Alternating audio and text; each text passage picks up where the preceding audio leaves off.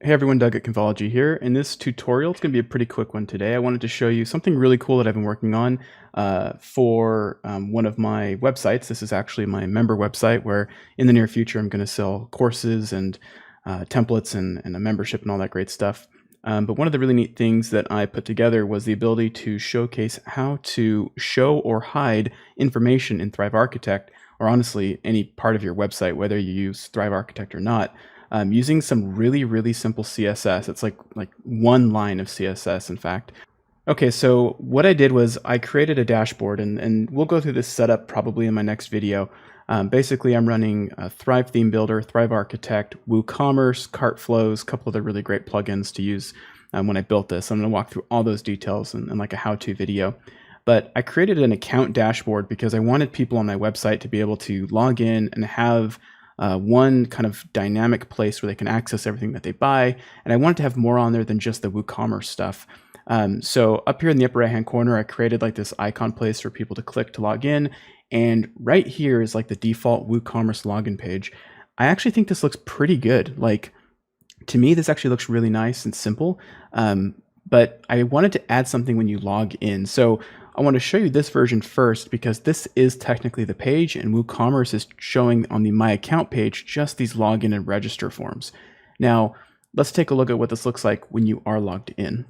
Okay, so here's the logged in version. Something I want to point out that's pretty cool here is this section right here with the 3 buttons.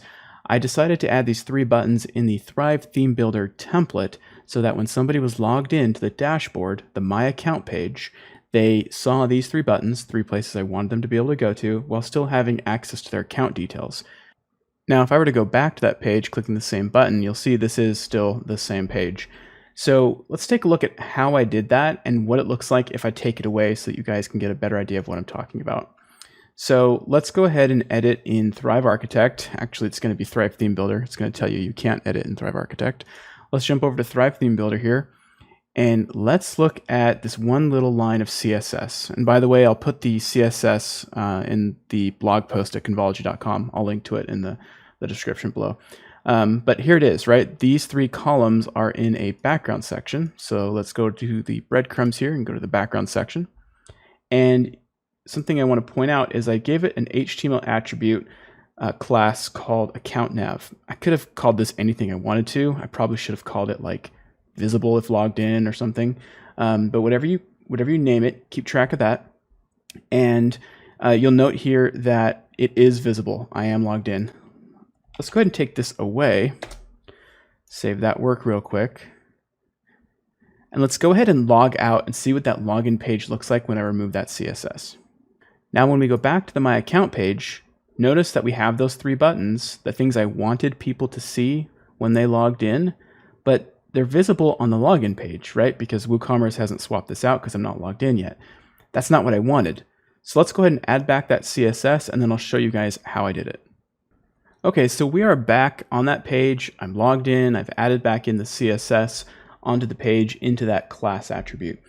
Now, where you want to go is into the customizer section of your theme, or wherever you can add custom CSS. So even using Thrive Theme Builder, I go ahead and just come into the customizer and I go to additional CSS. The CSS we're looking for is this right here.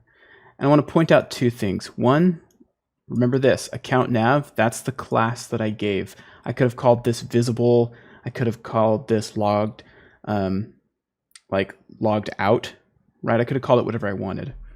So by default, we're telling it not to show, okay?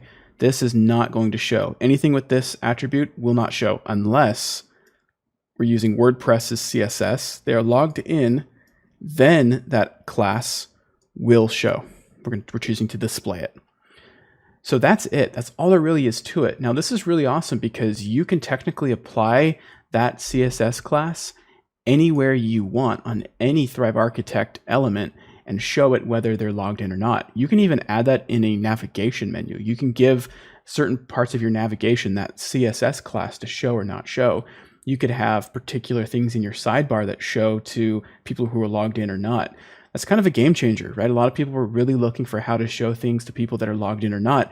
You don't need a membership plugin. You don't need anything, just a simple line of CSS added into your customizer, this right here.